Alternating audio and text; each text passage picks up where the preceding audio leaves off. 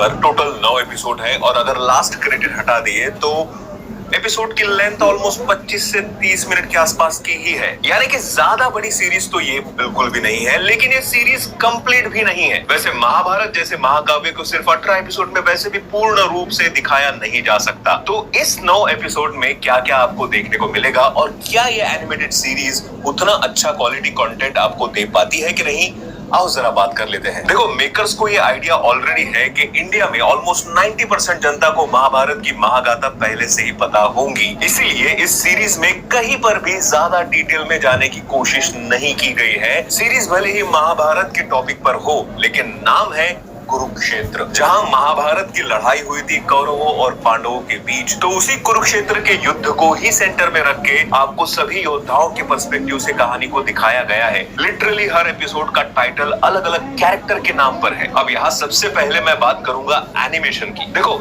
महाअवतार नरसिम्हा के बाद एनिमेशन की डिमांड ऑलरेडी बढ़ चुकी है। महाअवतार में एनिमेशन की क्वालिटी 19-20 होने के बावजूद एंड एनिमेशन में फ्लॉज होने के बावजूद उसके प्रेजेंटेशन के दम पर वो लोगों के दिलों को छू गई थी। सेम यहाँ भी है, बल्कि मैं तो कहूंगा कि इस सीरीज में एनिमेशन महाअवतार नरसिम्हा से बढ़िया एंड स्मूथ है। बस सारे कैरेक्टर्स पता नहीं क्यों एक जैसे ही दिख रहे थे और थोड़ा और फेशियल एक्सप्रेशन पर काम करना चाहिए था शायद इनको। वो तो भला हो डायलॉग्स लिखने वालों का कि हर कैरेक्टर को उनके नाम से बुलाया जा रहा है, तब पता चल रहा है कि हाँ ये अर्जुन है, ये कर्ण है, ये द्रोणाचार्य है, वगैरह वगैरह। लेकिन इस चीज की कमी पूरी करती है अगेन इसका प्रेजेंटेशन। भाई कहीं पर भी टाइम पास न करते हुए स्टोरी लाइन काफी अच्छे से फास्ट पेस्ड आगे बढ़ती रहती है। इसमें जितने भी वीएफएक्स शॉट्स हैं वो काफी अच्छे हैं। एक जगह जहाँ श्री कृष्ण अपना विराट रूप दिखा रहे हैं अर्जुन को, वो सीन काफी अच्छा बनाया गया है। एंड शायद ये सीन भी अगर बड़े पर्दे पर थिएटर में दिखाया जाता तो इस सीन के लिए भी जरूर लोग हाथ जोड़ के खड़े हो जाते। बाकी एक बात तो है कि अगर आपको महाभारत की स्टोरी के बारे में जरा सा भी पता नहीं है, तिनका भर भी पता नहीं है ना,